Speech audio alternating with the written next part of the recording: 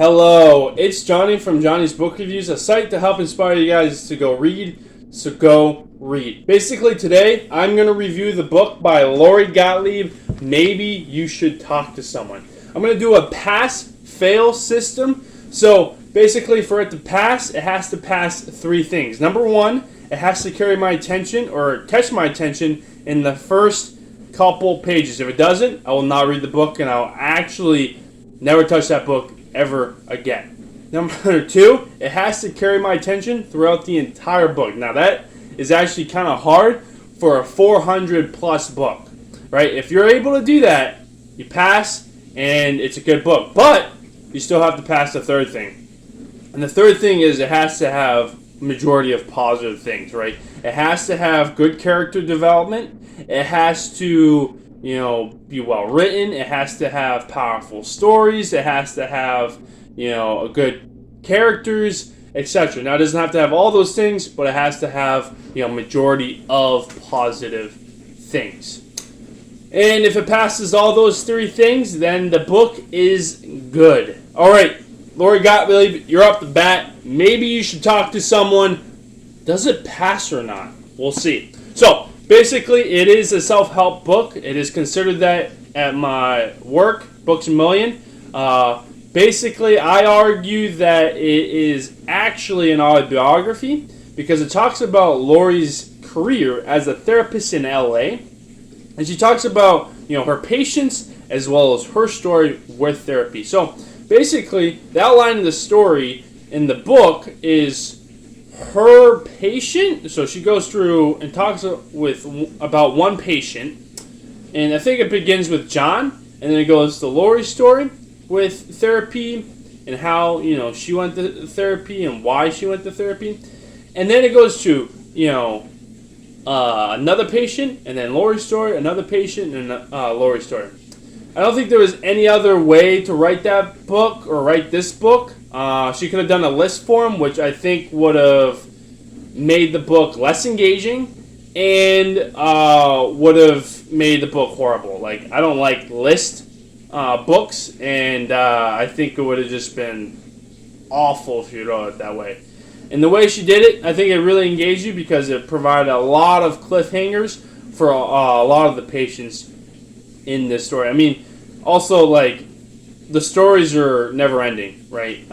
Many of the patients are still working or improving. Some patients are not. And so it provides still questions like, okay, did some of these patients actually improve? Are they still this or that? Are they better, etc.? And you kind of get those questions throughout the book. And I think that makes the book so much better because then, it keeps you engaged.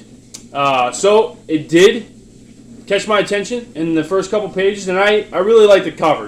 There's a lot of meaning behind this cover, with expressing emotion, mental health, etc. It's a really good cover, so that really brought my attention. I saw this book a couple years ago, didn't really get into it until this year.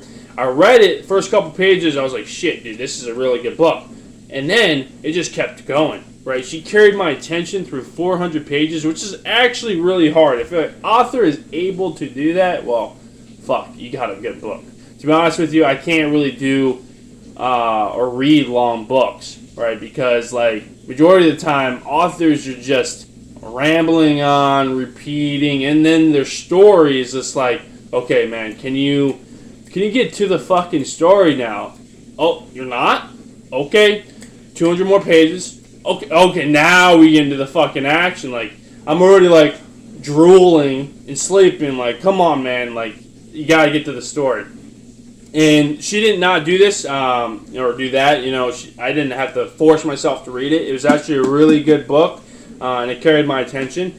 And with the positive things, it had majority, and actually, it had all positive things. It had no negative things about the book. I didn't really like the ping pong action, but then I realized, hey, there's no other way to write the book.